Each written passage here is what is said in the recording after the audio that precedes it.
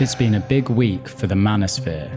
Figures from this proudly anti-feminist section of the internet, made up of influencers, dreams come true, guys. Trump's in the White House. Pundits, comedians, streamers, and podcasters are still reveling in Donald Trump's triumph. Trump!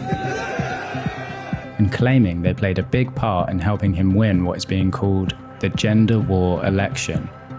I need an abortion! Get fucked. Many of them have spent the days since Trump's victory mocking female voters. Guess what?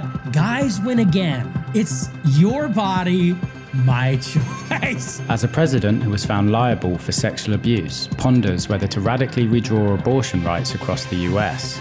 I'm president. I want to protect the women. I'm going to do it whether the women like it or not. Yet as the dust settles, the Republican Party has a problem. What does it do with the tide of angry young men who sent them back to the White House?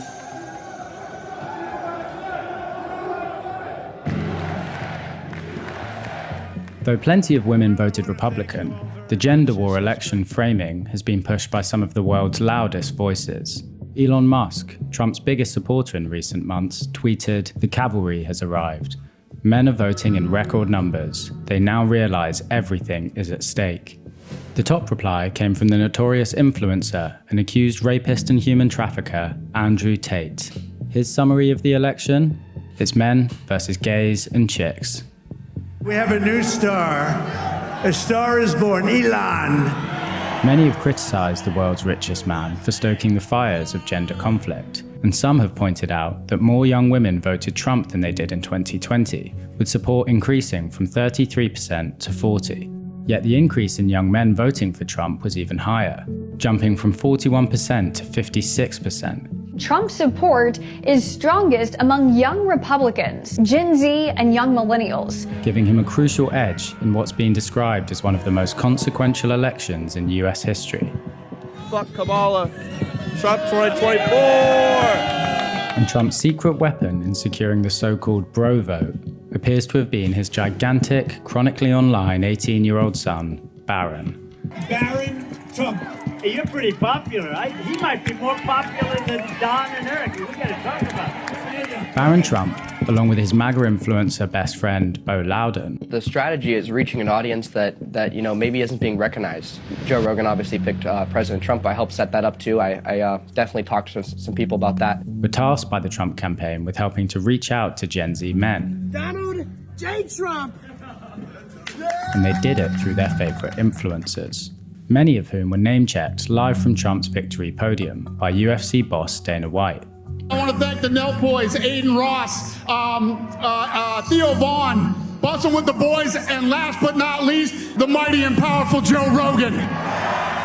Aiden Ross is one of them, a 24-year-old streamer whose career highlights include being the man who sniffed Andrew Tate's chair after interviewing him and hosting a live stream with the incel and white supremacist Nick Fuentes.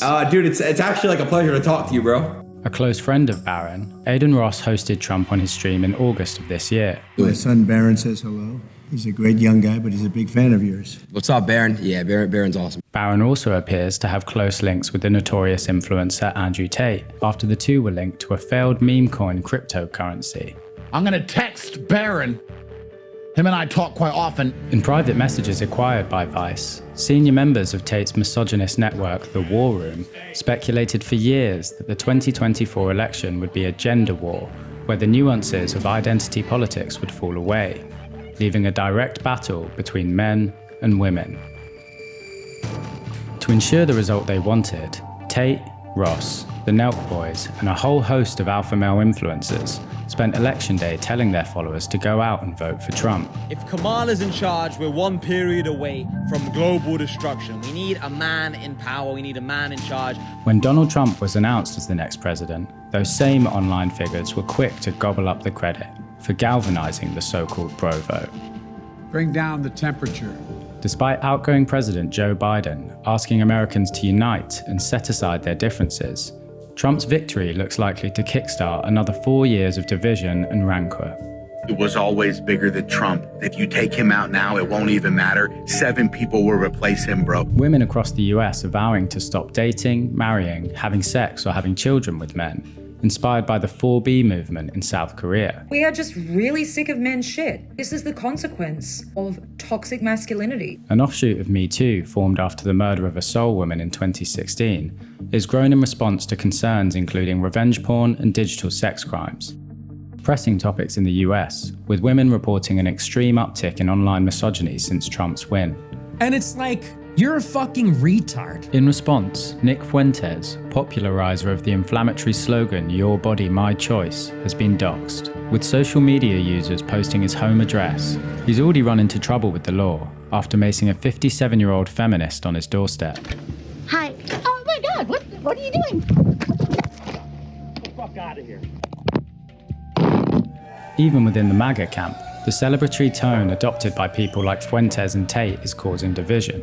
Hillary Crowder, a trad-right political commentator, has encouraged the Republicans to disavow the red pill manosphere nonsense. The question of whether they will or not looks set to define the next chapter in US politics.